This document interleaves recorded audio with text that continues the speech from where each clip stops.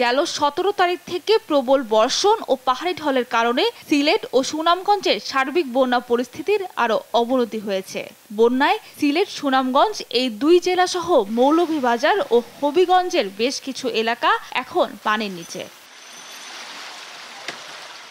বন্যা পূর্বাভাস ও সতর্কীকরণ কেন্দ্রের নির্বাহী প্রকৌশলী সর্দার উদয় রায়হান বলছেন, আগামী ২৪ ঘন্টায় দেশের উত্তর পূর্বাঞ্চলের বন্যা পরিস্থিতি স্থিতিশীল থাকতে পারে। অঞ্চলে যে চলমান ভারী বৃষ্টিপাতের প্রবণতা ছিল সেটা কিছুটা হ্রাস পেয়েছে এবং আবহাওয়া সাম্প্রতিক পূর্বাভাস ইঙ্গিত দিচ্ছে যে আগামী কয়েকদিনে ভারী বৃষ্টির প্রবণতা কিছুটা কমে আসতে পারে।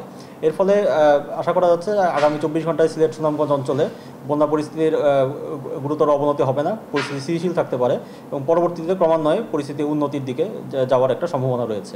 আগামী ৪৮ ঘন্টায় দেশের উত্তরাঞ্চল, কুড়িগ্রাম, লালমনিরহাট, রংপুর জেলার নিম্নাঞ্চল নতুন করে প্লাবিত হতে পারে এবং কুড়িগ্রাম, লালমনিরহাট, নীলফামারী জেলার নিম্নাঞ্চলে আগামী ২ দিনে একটা স্বল্পমেয়াদী বন্যা পরিস্থিতির সৃষ্টি হতে পারে, তবে পরবর্তীতে এটিও স্বাভাবিক হয়ে আসার সম্ভাবনা রয়েছে। বিশেষজ্ঞরা বলছেন, বন্যা প্রকৃতির একটি স্বাভাবিক বিপর্যয়, এটি ঠেকানো না গেলেও মোকাবেলায় প্রয়োজন সঠিক পরিকল্পনা।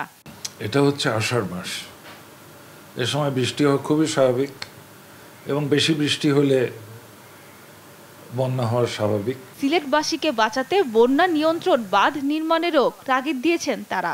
সিলেট, সুনামগঞ্জকে বাঁধ তৈরি করে প্রোটেকশন দেয়া যায় তাহলে ভালো থাকবে, না হলে প্রতি ৩ বছর ৫ বছর পর পর নদী কানায় কানায় ভর্তি হবে, শহরে পানি ঢুকবেই।